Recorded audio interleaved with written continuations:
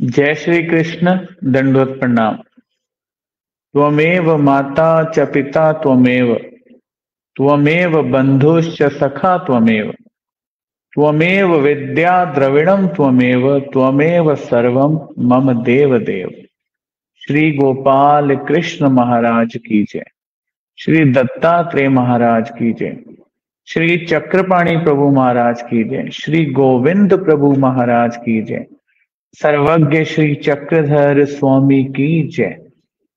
आज फिर से शुरू करते हैं। आप सबके मिले प्रेम, सहयोग, स्नेह के कारण आज दोबारा ये सत्र शुरू किया गया है और कोई दिन निर्धारित नहीं है कि इतने ही दिन करना है।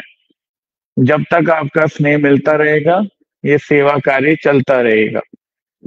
नवरात्रों के दौरान हमारा जो ये कार्यक्रम हुआ उसके बाद कई भक्तों के फोन आए कि बंद क्यों किया, आप ये रेगुलर चलने देते। तो हमने तो सोचा नहीं था कि ये रेगुलर चले। हमने तो सोचा था कि चलो नवरात्र है तो करना चाहिए, लेकिन हमेशा की तरह 2021-22 की तरह 2024 तक आप सब भक्तों का बड़ा स्नेह मिला और फिर दोबारा आज आपकी सेवा में मैं पहुंच गया हूं। मेरे साथ उपस्थित हैं महानुभाव न्यूज टुडे चैनल के संचालक शुभम सुरकार और मेरे बड़े भाई शांत मुनि जी माधव व्यास खतौली से, और मैं शुक मुनि जम्मू कठुआ से। आज मैं शुरू करने वाला था जब ये सत्संग प्रोग्राम, तो मेरे मन में एक भाव आया जो सोचा कि यहां से शुरू करेंगे और बात को सरल करने की कोशिश करेंगे। तो आपने सुना भी होगा, न तुम बेवफा हो न हम बेवफा है, मगर क्या करे अपनी राहें जुदा है। न तुम बेवफा हो न हम बेवफा है। देखिए, कई बार इंसान सोचता है दुनिया बनाने वाले क्या तेरे मन में समाई, काहे को दुनिया बनाई तूने, काहे को दुनिया बनाई। जब अपने रोज के झंझटों से परेशान हो जाता है, दुखी हो जाता है ना, तो ये जरूर बोलता है वो कि क्यों भगवान आपने सृष्टि रची। क्योंकि उनके पास ये उत्तर ही नहीं है कि ये सृष्टि क्यों रची गई। भाग दौड़ कोई और लगी हुई है। जीवन का मर्म क्या है ये समझने का ना तो टाइम है और ना ही कोई समझाने वाला है।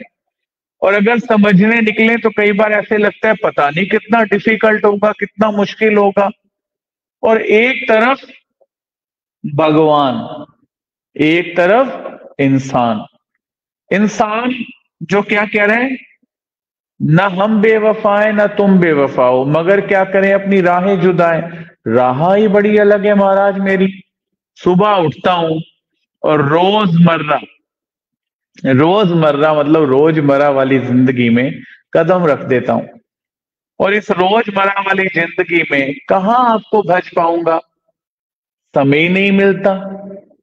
भाग दौड़ ऐसी है, खींचातान ऐसी है, और कुछ समाज की बातों का ऐसा प्रभाव है मेरे ऊपर कि उससे मैं निकल ही नहीं पाता। कब कब कब जपूंगा हे ईश्वर आपका नाम, आपकी पूजा भक्ति पाठ कब करूंगा।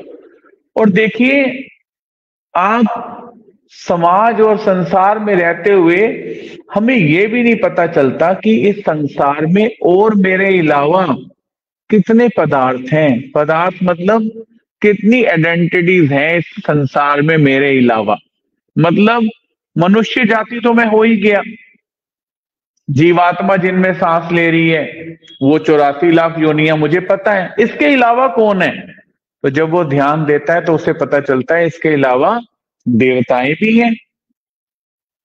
देवताएं इंसान को उनके कर्मों के अनुरूप फल भुगवाती हैं। फिर उसे पता चलता है प्रपंच भी है, मतलब पंच भौतिक तत्व भी, भूमि राप अनल वायु, ये सारी भी पांचों चीजें जो है, पृथ्वी जल वायु अग्नि आकाश, ये भी संसार में है, जिनसे सब कुछ बन रहा है। और ये ज्ञान उसे कब होता है? बिल्कुल मरते समय। चलो जी, 5 तत्वों का माटी का पुतला था, उसी में मिल गया, तब जाके इसे ज्ञान होता है। उससे पहले इसे ज्ञान ही नहीं होता कि ये मिट्टी का। आप कहेंगे होता है, तो फिर इसे उसी समय याद क्यों आता है कि माटी का पुतला माटी में मिल गया, 5 भूतों का पुतला 5 भूतों में लीन हो गया, जबकि ये पहले याद आना चाहिए।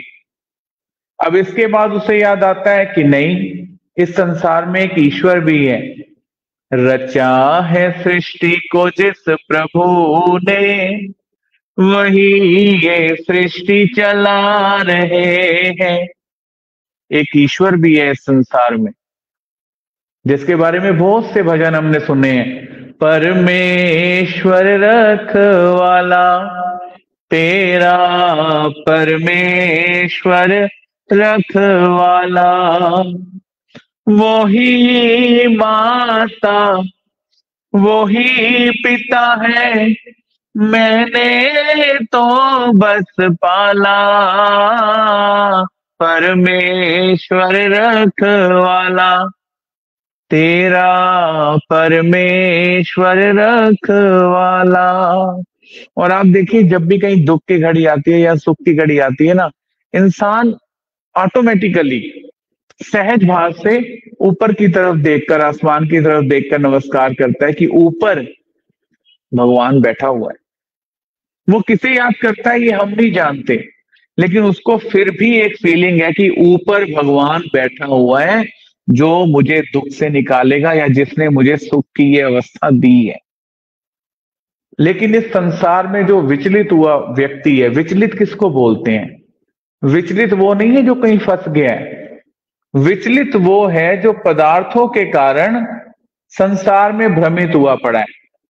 शारदा गुप्ता जी, तपस्नी रेमाइसा बाई जी, संध्या मल्होत्रा कोहली, कुसुम कालरा, सुनीता चौधरी जी, मनीषा चौधरी जी, सुनीता चौधरी, सबको जय श्री कृष्ण।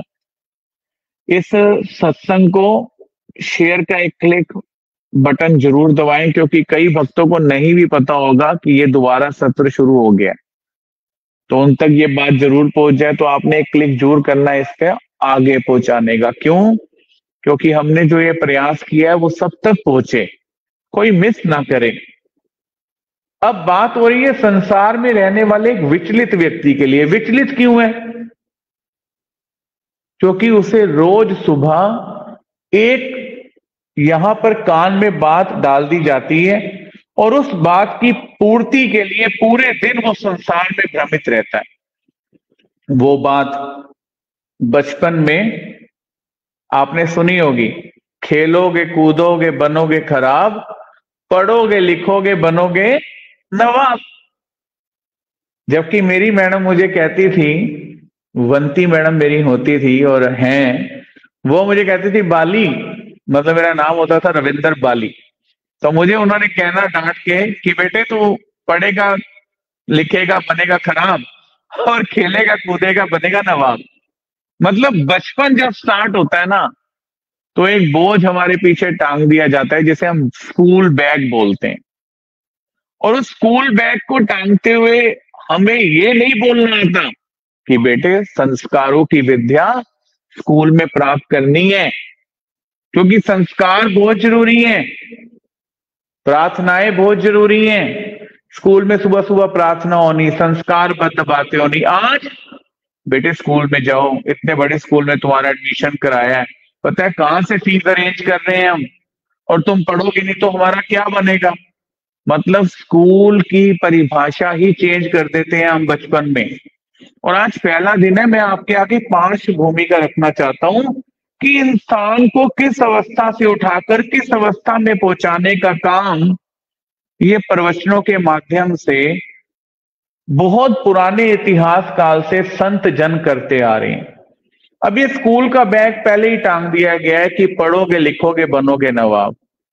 नवाब बनाने का जो ख्वाब पहले माता पिता ने, फिर स्कूल ने, और फिर समाज ने जो इस व्यक्ति के अंदर डाल दिया ना, नवाब नवाब नवाब, ये उसको विचलित करके बैठा है, क्योंकि ये नहीं जानता कि जो प्रारब्ध है ना, वो पढ़ा लिखा व्यक्ति हो या अनपढ़ व्यक्ति हो, उसको उतना ही भोगने को मिलता है। ये बात आप निश्चित रूप से मान लें।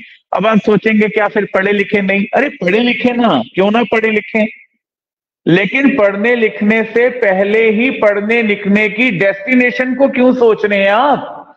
यहीं पर गीता का श्लोक याद आता है, कर्मण्येवाधिकारस्ते।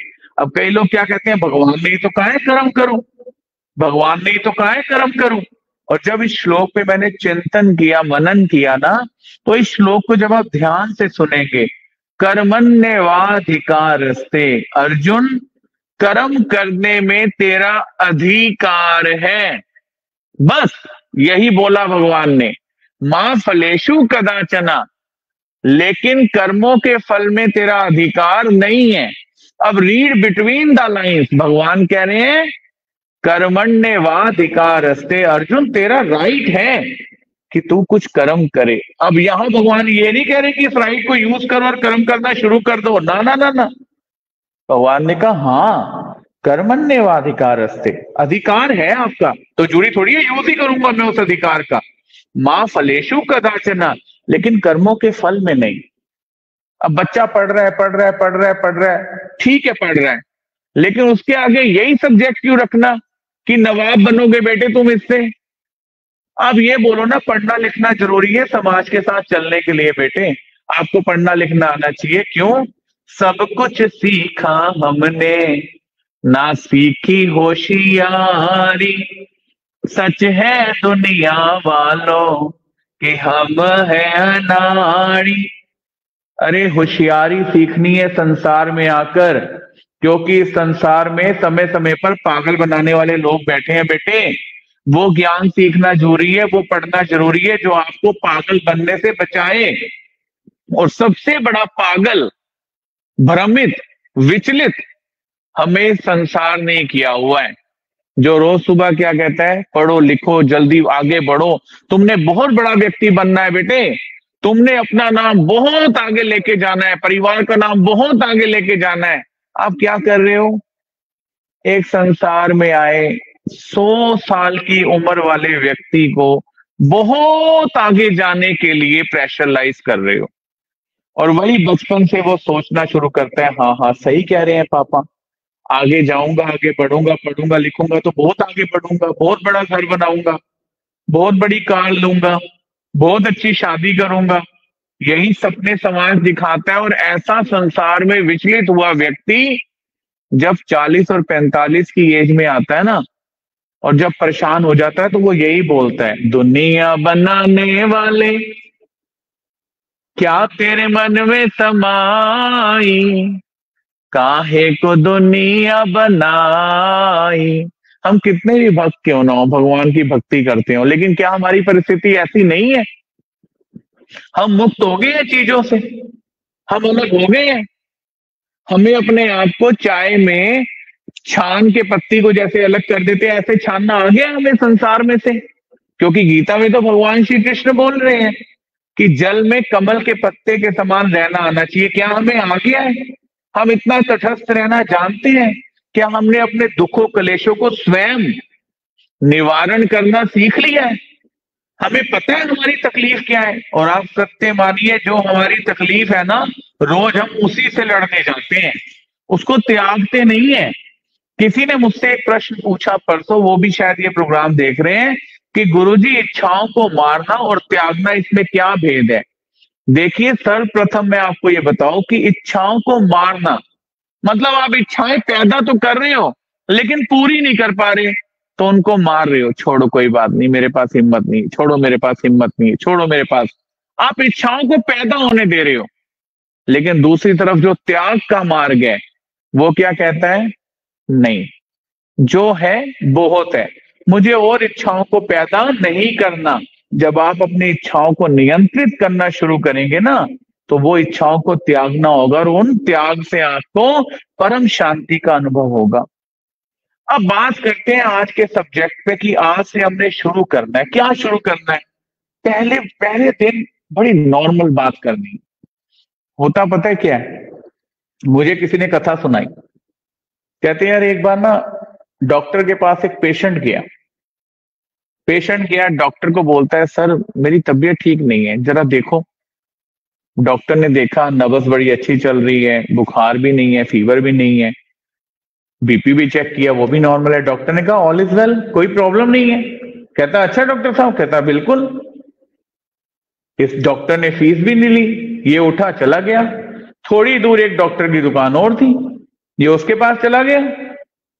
डॉक्टर को कहता सर मेरे को बुखार सा फील हो रहा है, जरा चेक करो।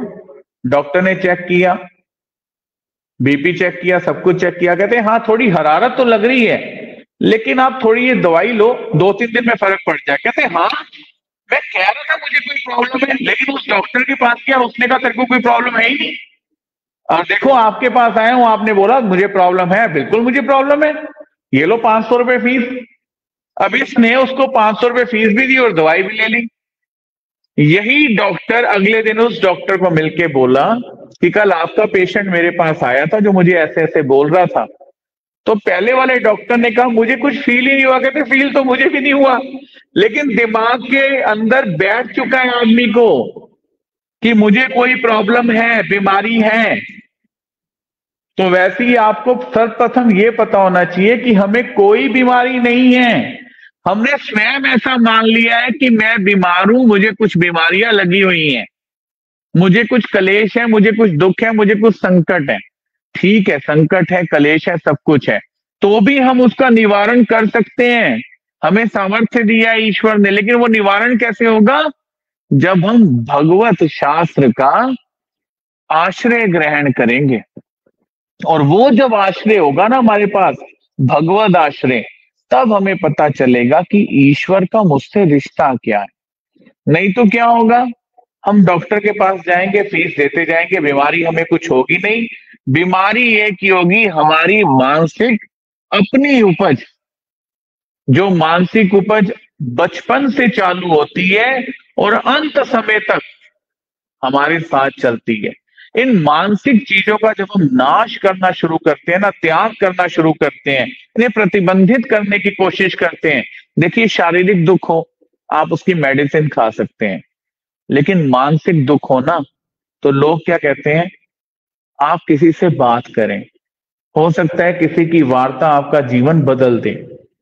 आप किसी से काउंसलिंग करें।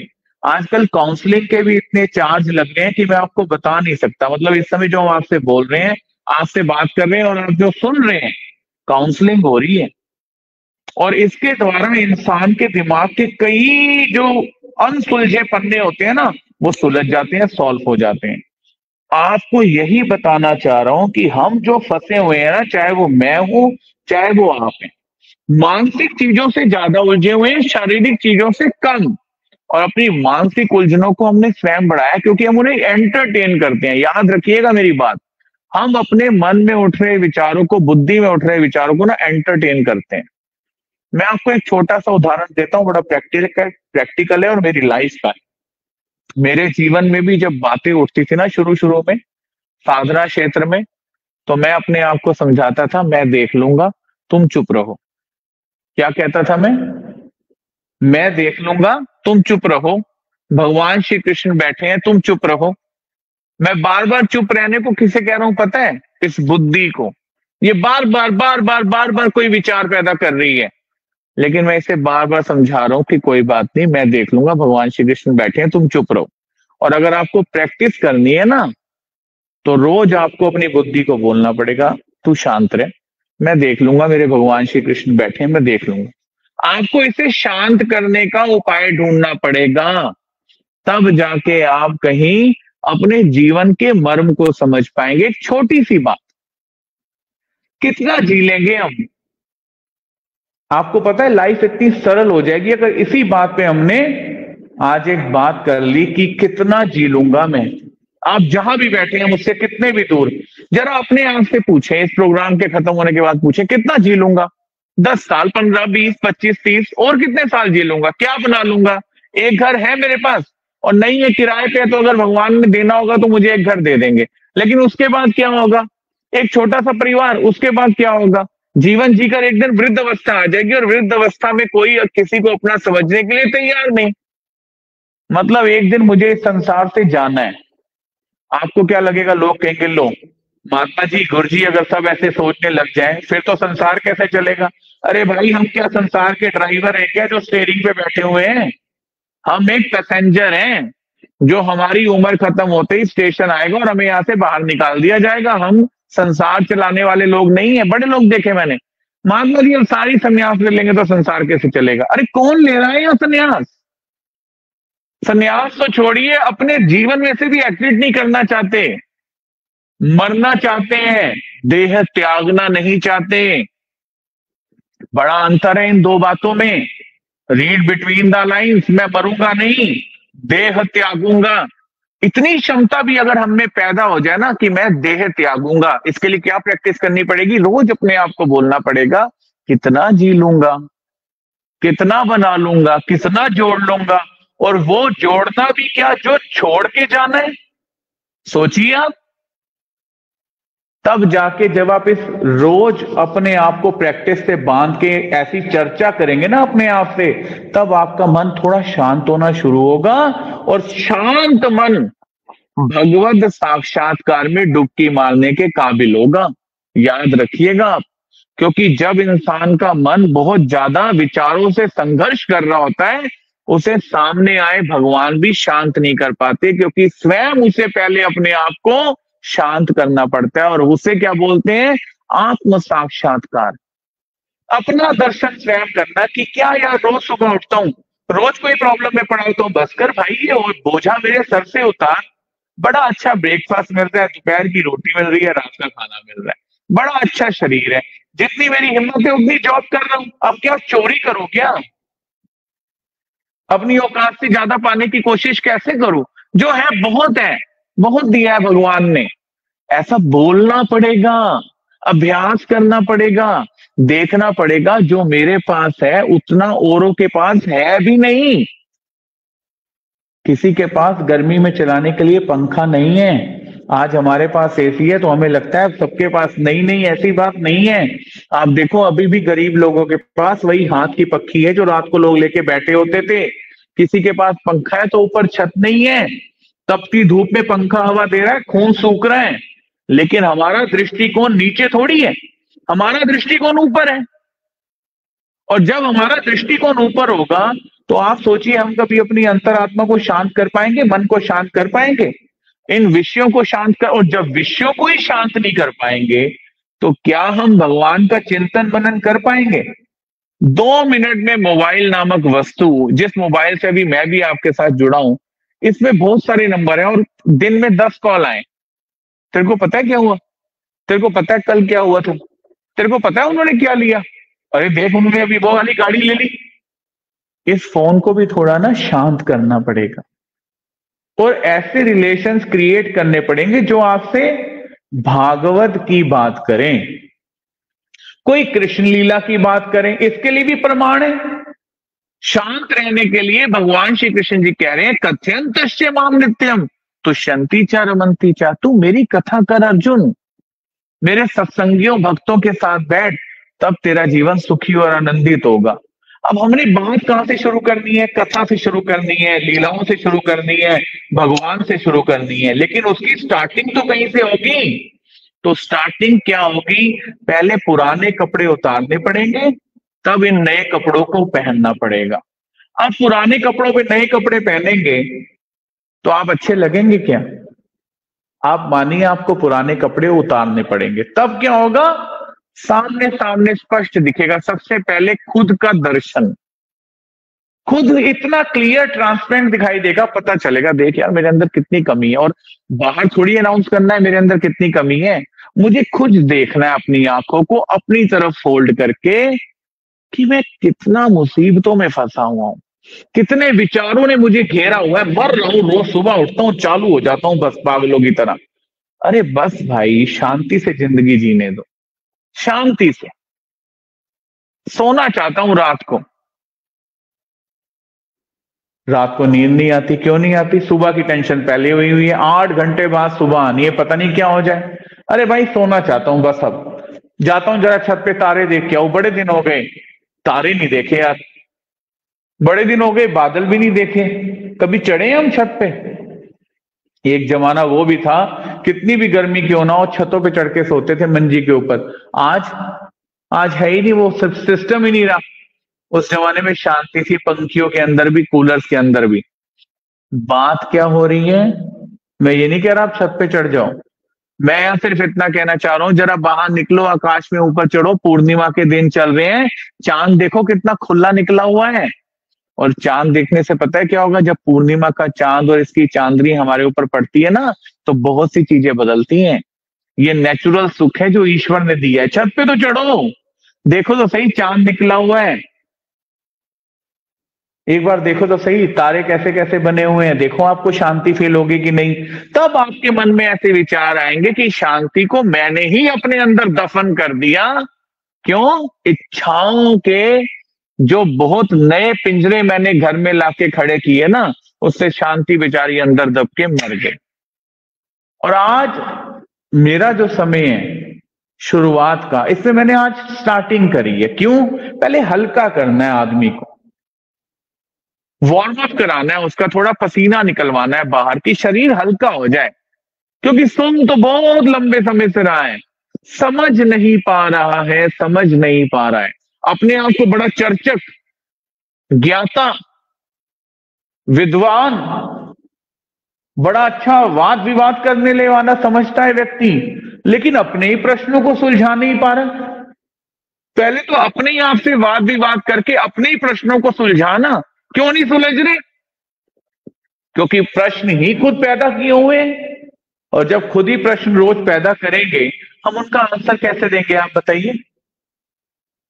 तो आज लीला चरित्र के ऊपर से हमने बात शुरू करनी है, लेकिन आज का जो टॉपिक है मेरा, मैं इसी बात पे रुकूंगा कि सबसे पहले ना, आज हमने रात को सोने से पहले ये सोचना है, भाई कितने दिन और जीऊंगा, कितनी जिंदगी मेरी रह गई, बड़ा अच्छा खाना खा रहा हूं, हाँ कोई शारीरिक रोग है ना, मैं भगवान के पास जाऊंगा, मेरा कोई नहीं है महाराज आपके बिना, मेरा शारीरिक रोग दूर करो। अगर मैं शारीरिक रोग से कष्टित हूं, लेकिन अगर मैं मानसिक दुखी हूं ना, और वो मानसिक दुख स्वयं मैंने अपने आप को, अगर किसी ने आपको बहुत परेशान कर रखा है, आपने अपने आप को बोलना है, आने दो, आने दो, देखता हूं मारेगा गोली, मेरे भगवान बैठे हैं।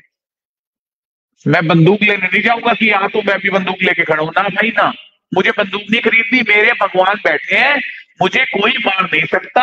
इसका भी सिद्धांत भगवत गीता में है, भगवान कहते हैं अभयम सत्व संशुद्धि ज्ञान योग व्यवस्थिति दानम तमश्च यज्ञ स्वाध्याय तपार्जवम। अभय मेरा भक्त, किसी प्रकार का भय नहीं है, बहुत अच्छा जिंदगी जी रहा हूं, कितनी रिलैक्सेशन है, अपने आप से कहना बहुत अच्छी जिंदगी जी रहा हूं, मैं बहुत अच्छा हूं, भगवान ने बड़ा कुछ दिया है, बचपन में इतना ही कुछ होता था, आज भगवान ने इतना कुछ दिया, बड़ा टाइट समय देखा है, बड़ा सुखी हूं, बड़ा आनंदित हूं, मुझे कुछ ज्यादा प्राप्त नहीं करना, मुझे सुखी रहते हुए अपने मन को भगवान से जोड़ना है। और अगर कोई दुखी है ना, तो वो तो सोच ले कि उसे वरदान है। आप याद रखना, कोई माँ की कोख से सुखी और दुखी पैदा नहीं होता, वो अपने कर्मों को लेकर सुखी और दुखी होता है। और दुख, कलेश, ये कैसी हमारे हाथ में पूंजी होती है जो ईश्वर से जल्दी जोड़ती है। मैं आपको सत्य बता रहा हूं, सुख में आदमी ईश्वर को याद नहीं करता, चाहे वो कोई भी हो, चाहे वो मैं भी हूं, लेकिन जब दुख होता है ना, हम बार बार कहते हैं श्री कृष्ण नमो नमः, आंखों में आंसू आ जाते हैं, भगवान से प्रार्थना पैदा हो जाती है, महाराज बचाओ मुझे, महाराज बचाओ मुझे, बचाओ मुझे महाराज बचाओ।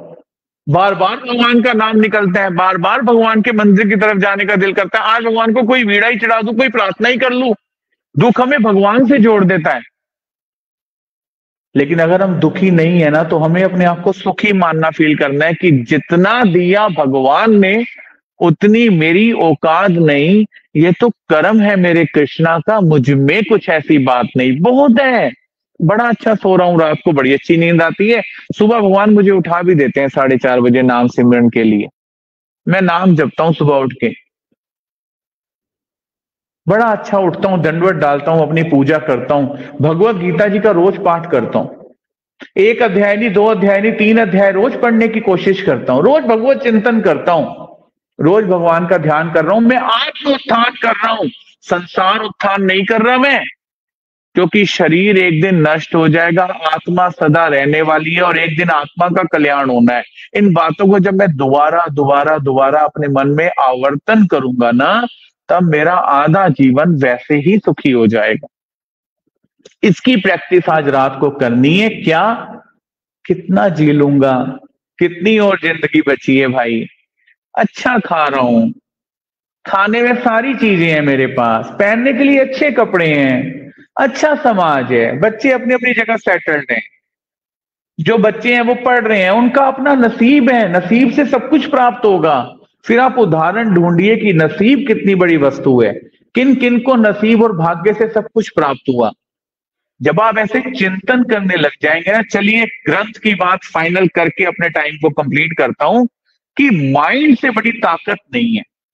ग्रंथों में एक बहुत अच्छा शास्त्र में दृष्टांत आता है, कहते हैं जो भैंस होती है ना, भैंस से एक सीखने वाली चीज है। मेरा एक चैनल है @मुनीशो का, आप उस पर भी देख सकते हैं, मैंने बहुत पहले ये वीडियो बनाई थी।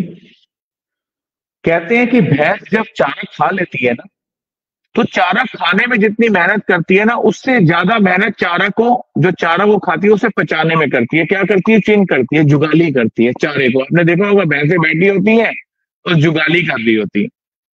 वो जुगाली कर करके क्या करती है? उस अन्न को पचा लेती है, और उस अन्न को पचाने से उनकी सप्त धातुएं पुष्ट होती है, जिससे उनके शरीर में दूध बनता है। और वो दूध हम रोज सुबह लेके आते हैं ना, वो दूध पीकर हम हष्ट पुष्ट होते हैं।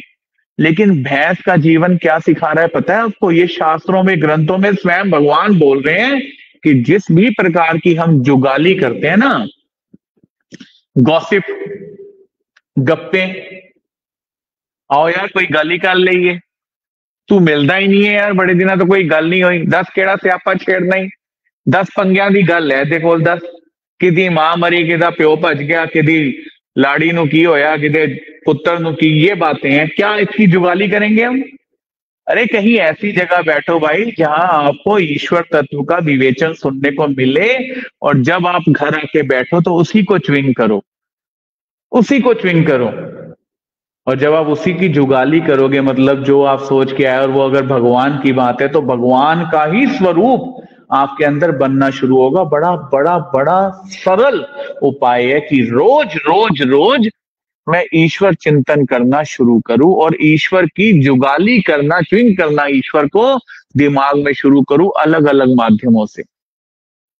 तब आपको पता चलेगा सुख तो मेरे अंदर बैठा हुआ था, लेकिन मैं उसे बाहर ढूंढ रहा हूं भौतिक पदार्थों में, जो नष्ट होने वाले हैं। और कुछ ही दिन का जीवन है, कुछ ही दिन का जीवन है, याद रखना। रात को रोज सोते हुए बोलो आप, कुछ ही दिन का जीवन है, खत्म हो जाएगी कहानी, क्यों टेंशन ले रहा है? सो आराम से। श्री कृष्ण भगवान की जय। बस मस्त रहो, मस्ती में, हमें क्या लेना किसी से? मैं हूं ना, मेरा जीवन है ना।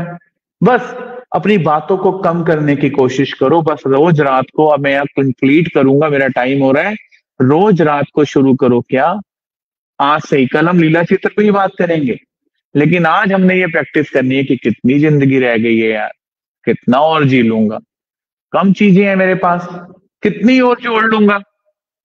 बस भाई, बस। जय श्री कृष्ण। माला फेरने दे, माला नहीं है मेरे पास, माला खरीद के लाता हूँ, गुरु जी के पास जाता हूँ, माला लाता हूँ। श्री कृष्ण नमो नमः। भगवत गीता नहीं पढ़ी, बड़े दिन से भगवत गीता निकालता हूँ, आज से भगवत गीता शुरू करता हूँ। अरे लीला चित्र नहीं पढ़ रहा, आज से लीला चित्र शुरू करता हूँ, गुरु जी के पास जाता हूँ, दंडोत डाल के लीला चित्र लेके आता हूँ। बड़े दिन हो गए यार, बड़े दिन हो गए, ये कार्य पेंडिंग है, लेकिन हम कुछ और कार्य करने में लगे हैं। तो आज का मेरा सेशन का टाइम यहीं कंप्लीट होता है। कल मैं शुरू करूंगा फिर इस बात पे, काहे को दुनिया बनाई। अभी जो राहें जुदा थी ना, न तुम बेवफा हो न हम बेवफाए, मगर क्या करें, राहें जुदा है, तो वो राहें इकट्ठी करनी थी। और कल से हम शुरू करेंगे कि काहे को दुनिया बनाई। किसी को मेरी कोई बात बुरी लगी हो तो कोई टेंशन नहीं है मैं इतनी दूर बैठा हूं, आपने मुझे क्या कहना है। लेकिन मैंने कोई बात भी आपको बुरी लगने के लिए नहीं बोली, बल्कि ये समझाने की बात है। और कई बातें बुरी लगती हैं तभी समझ आती हैं। जय श्री कृष्ण, आप सबको दंडवत। और अब हमारी बात शुरू करेंगे संत माधव व्यास जी, उनका समय शुरू होता है। माधव व्यास जी अगर सामने हो तो अगर आपके कोई प्रश्न भी हो तो आप मेरे से कर सकते हैं। बहुत से भगत हमारे साथ जुड़े हुए हैं, सभी भक्तों को जय श्री कृष्ण, बड़े प्रेम के साथ सुन रहे हैं। प्रश्न का उत्तर मिल गया, शारदा गुप्ता जी, बहुत ही अच्छी बात है। तो शांतमणि जी आप शुरू करें। मैं शुभम को कहूंगा कि आपको पूरी स्क्रीन पे लाएं। आपको दंडवत प्रणाम है, बड़े दिन बाद आपके दर्शन हुए हैं और आप अपना सब्जेक्ट अच्छे से रखें। मेरी कोई बात बुरी लगी हो तो मैं उसे क्षमा चाहता हूँ। दंडवत प्रणाम। त्वमेव माताश्च पिता त्वमेव